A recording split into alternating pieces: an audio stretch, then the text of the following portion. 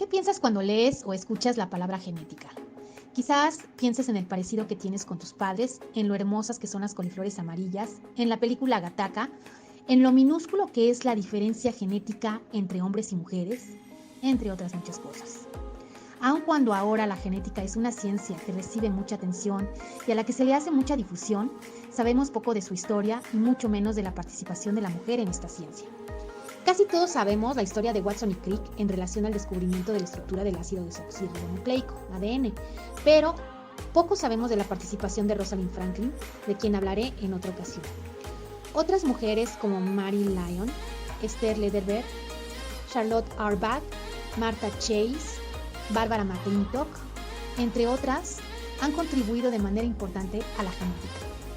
Me gustaría hablar esta vez de Nettie Maria Stevens, nacida en 1861 en Vermont, Estados Unidos, graduada de doctorado en 1903 en el Bryn Mawr College de Filadelfia, en el laboratorio de un gran reconocido genetista, Thomas Hunt Morgan, quien la admiraba por su capacidad y tenacidad. En ese tiempo la genética contaba con la teoría de la herencia de Mendel y con la teoría de Sutton y Boveri de que los cromosomas contenían el material de la herencia.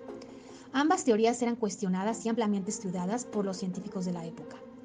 Los estudios de Nettie, a los que haré referencia aquí, giraban en torno a la pregunta de cómo se determinaba el sexo en los organismos. En ese tiempo se pensaba que la determinación del sexo podría estar asociada a factores ambientales externos al organismo o a factores internos al huevo. Otros científicos de la época se hacían esta misma pregunta, como el mismo Morgan, quien estudiaba sobre lo plausible de la teoría de factores ambientales en la determinación del sexo, o como McClung, quien describió en 1901 un cromosoma diferente, accesorio, más pequeño que el resto en células germinales de chapulines macho, o Edmund Becker Wilson, quien al mismo tiempo que Nettie estudiaba las células germinales de diferentes insectos. Tanto Wilson como Nettie publicaron en 1905 sus hallazgos. Aunque sus conclusiones eran semejantes, la forma de interpretar las observaciones era diferente. Wilson describió resultados congruentes con McClung de un cromosoma accesorio, donde en los machos este aparecía más condensado que el resto, mientras en las hembras aparecía extendido. Así entonces él concluyó que la diferencia entre machos y hembras era más bien de carácter metabólico, pues en las hembras este cromosoma era más activo que en los machos. La interpretación de Nettie era diferente.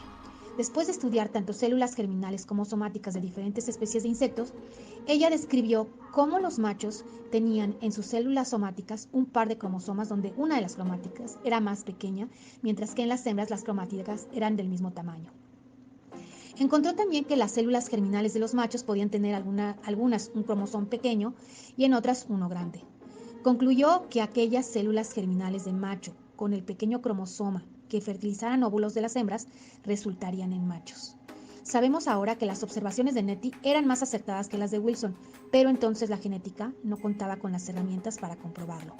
Debido a que Wilson tenía mayor fama como científico y profesor, fue a él a quien dieron mayor reconocimiento.